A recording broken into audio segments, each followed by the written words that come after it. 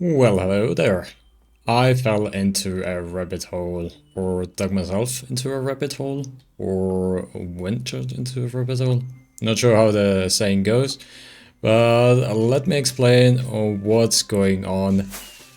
Alright, did I make it? I actually made it.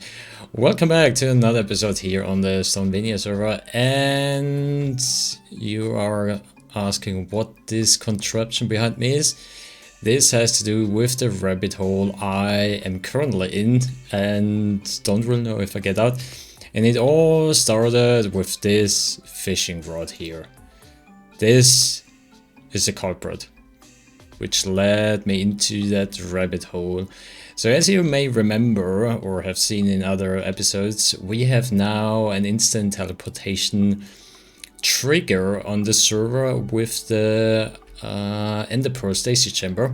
If you would hook up your fishing rod to a pressure plate, which is hooked up to a trapdoor and Ender Stasis chamber, which of course has to be in different chunks, and you would walk through it a nether portal, you would have a way to trigger this trapdoor from anywhere on the server, because if you go through the nether portal, it still is hooked up to the pressure plate, and now you can trigger it from anywhere on the server. And this started or piqued my interest on what is possible with it.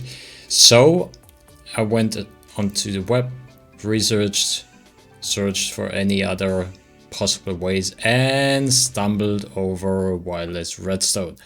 And this led me into the actual rabbit hole. I watched a video from Cubic Meter about wireless redstone and possible ways you can incorporate it. I'm gonna link it in the description. You definitely have to watch it. It is so interesting, and he's doing a great job at explaining. I'm not trying to explain how the mechanic works or what it is all about. I'm just gonna demonstrating more or less and how I will use wireless redstone on the server and what my plans are. Definitely gonna watch it. Alright, while I was down in the rabbit hole after watching his video from Cubic Meter, I downloaded the schematics, went into the testing world, and this is where I spent most of my time in the last weeks to understand the wireless redstone, figure out what you can do with it, and yeah, just playing around. It's very fun. So let me show you how or what you can do. As the name already suggests, you can now, or actually it has been out for quite some years, so I'm actually curious why it's not that widely used or spoken about. Maybe it's just in the technical redstone community of Minecraft, and I have like opened the gate to technical Minecraft. I'm a bit scared, but also very curious. So let me show you. We have this color or pattern up there, which is on, and this up there is the receiver. As you can see, it's not hooked up to anything. It's just floating in the air, just looking interesting. And we have this terminal down here where we can select the color and send a redstone signal over to the receiver, and there you go. You can select multiple colors and send a signal, and it receives all of the signal up there. As you can see, it is so cool. And I incorporated, or I used that terminal design on the server and just changed the input, so it's kind of like spam proof. You can spam the buttons and it does always, or it always selects just one in the end, and it always selects, for example, in this case, the most left one, which is a last selected. So for example, we just spam buttons, see if I can hit them actually, and then we should always be the last or the leftmost one. And down here, that's the sender module, but I'm not going into detail how that works, as I would recommend watching Cubic Meter's video about that. It's really good. He's doing such a great job at explaining it, but I'm still not fully... I've not fully understood it, kinda, and I'm trying to play around, try to, or find ways how I can incorporate it. That's my kind of like play testing area.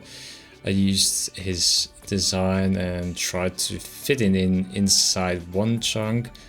So I fold it over, then had to figure out how to incorporate the new observer, because yeah, I learned there are like event hierarchies in Minecraft and also tile events and all that kind of technical mumbo jumbo. It's interesting, but also very complicated. So also another Stasis gem for the end, which is pretty cool. It kind of works like you have to go up to the corner and then you have to slide in the pearl down, and there we go. It works pretty much all the time, even if it looks really weird, as it would touch the ground any second. And then you can send a signal and it would stop or move that block, and you're getting teleported as well. So it kind of works in the Nether too. Just receiving signals in the Nether is not working because of different dimensions and stuff like that. So yeah, and that's how we now have instant teleportation from anywhere where we have a receiver and a sender.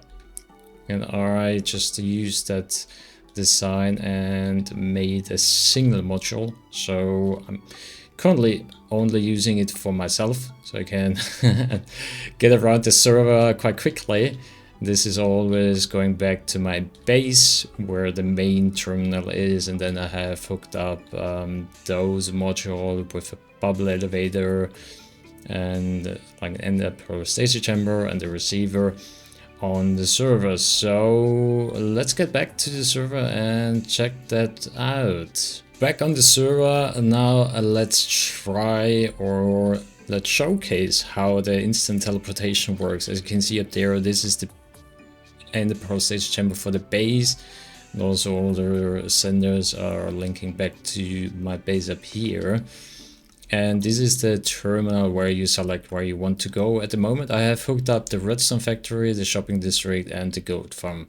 So for example, let's select the Redstone factory because we need redstone for the next big project. We just go over here, hit the node block, and with the daylight sensor clock, it now sends signals over to the redstone factory, and here we are. And now we can take all the redstone we need.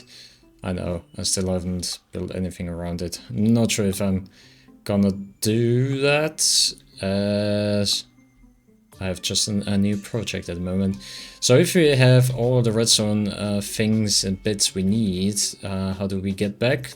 We're just gonna hit this sender module here, which is linked up to the base. And now we're sending a signal and we should be at the base. Let's prime the receiver for the base. And there we go. We just went thousands of blocks over to the redstone factory and back in a matter of seconds, which is so cool. So for example, let's say, oh, shopping district. Let's go over to the shopping district because I need a few bits for the next build. For example, a glass or concrete. And there we are. Just as I was explaining what we do, we're already at the shopping district, and I incorporated it in the concretorium. There was space and it wouldn't annoy anyone on the server as it's down there.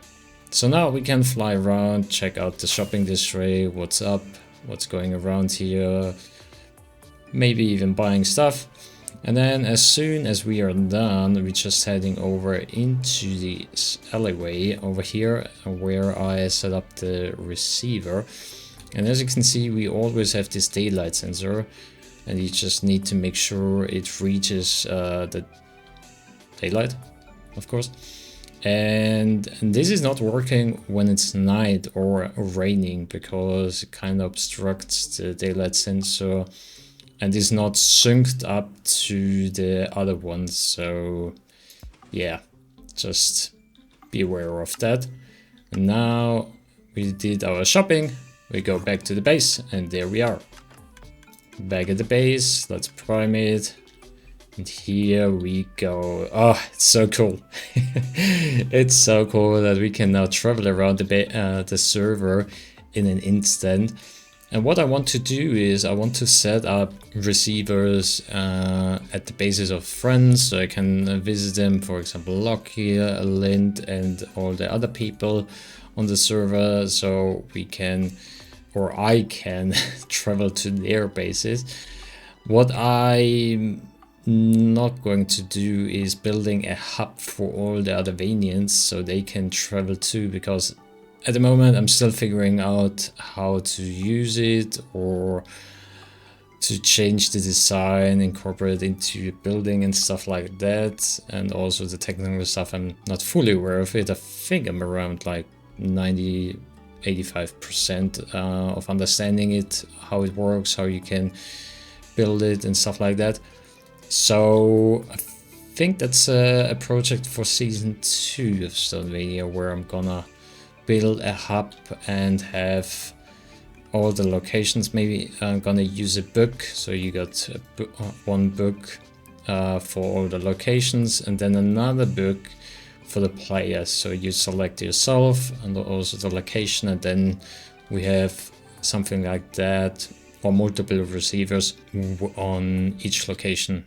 Will be a big project, but pretty cool, because you just walk in, select where you want to go, hit the button, and then you're like instantly traveling to the furthest of locations.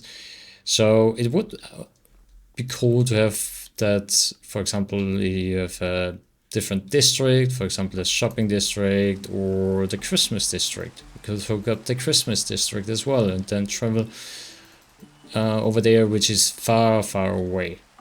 So yeah, there is a lot of possibilities. I even thinking about how I can use that for the build for the games, and have not figured out yet.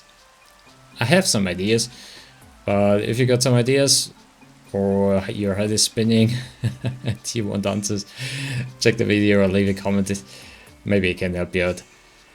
For now, as it's always raining when I try to record, we need a build around it. As you can see, this does not look good.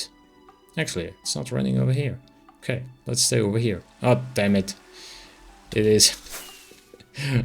Where is it not raining? Actually, it's just in that small spot. Okay. Oh, damn it. How far can I go? Are you actually kidding me? Alright. Let me see. Oh, because of that. That makes sense that it's not raining under the wind turbine kind of thing. Alright. Let's stay here. As you can see, I hollowed out this corner, but it's not looking good, so we need a build around it. You may already have seen it in the thumbnail. So let's get cracking on getting the resources and building our terminal for teleportation. Let's go!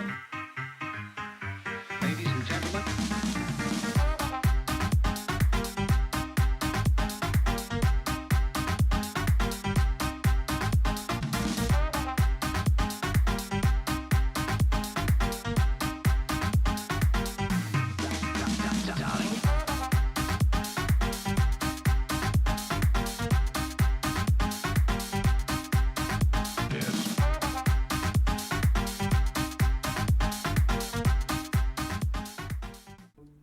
Look at that. Now this hole in the mountain is gone. Let's fly around. So it is integrated into the mountain. If you take a closer look, and also from inside, when I designed it in the creative world, I made it completely with the walls and the back.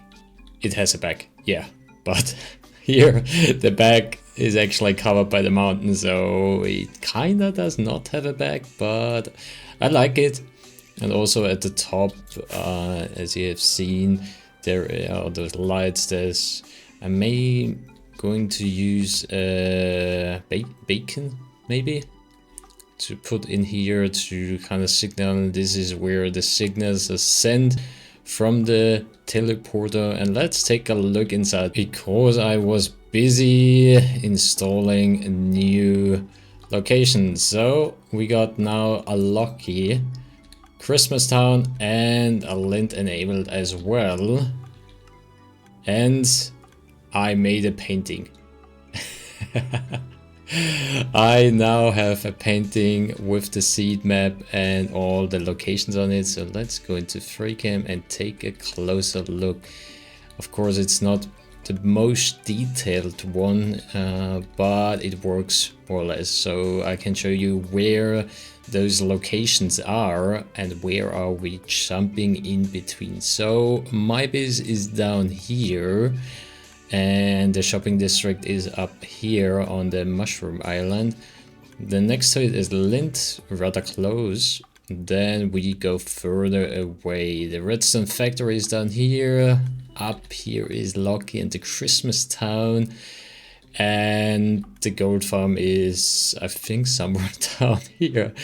It's like thousands and thousands of blocks away. And I was not interested in doing such a big map up here or painting. So yeah, the most important ones are here. And I kind of like it to just look up here, see where we are going or what the distance is. And down here you kind of have a scale of the map or the painting. So those are always like 2000 blocks apart, like this grid overlay, which you can barely see.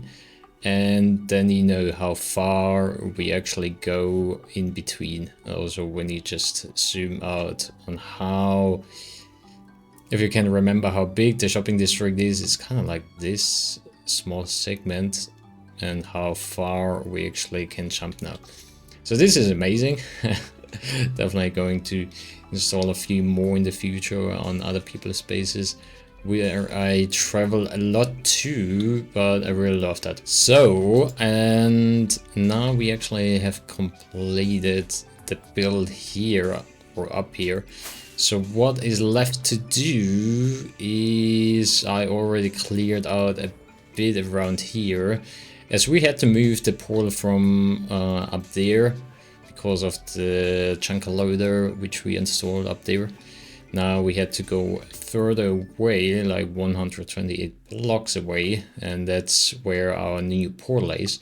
So I already mined or cleared out the path, which I actually kind of remove anyway. I thought about building a bridge here and then kind of leading on to this portal, but I changed the idea, or I threw it away, and now I'm going to build a floating portal up there, like it's hovering and like a small island, which I kind of like.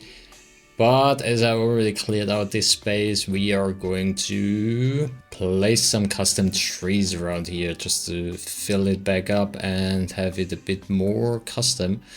What I also like, which will be really cool, actually I like the accident that we had to move it over here, because now you kind of have the base in frame. If you walk through, come here and then you have the base in frame, which is really cool.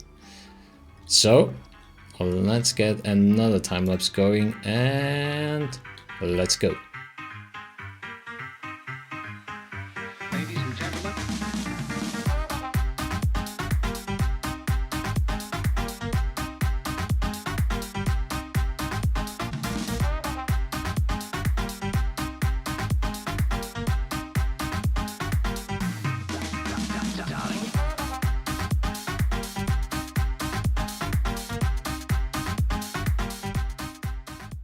Isn't it beautiful when the sun goes down just behind the portal?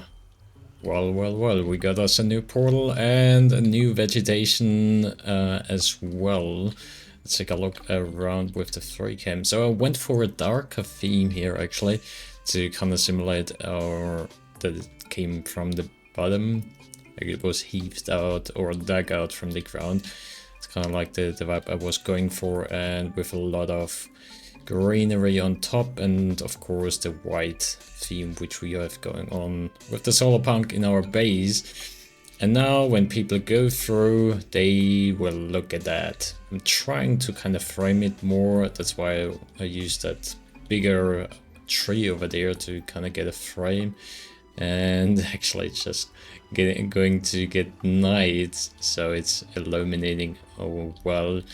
The beams, we have a lot of beams going on. I think I can shut that one, the beam off with the tinted glass. Gonna have to look into it because, yeah, we have too many beams going on.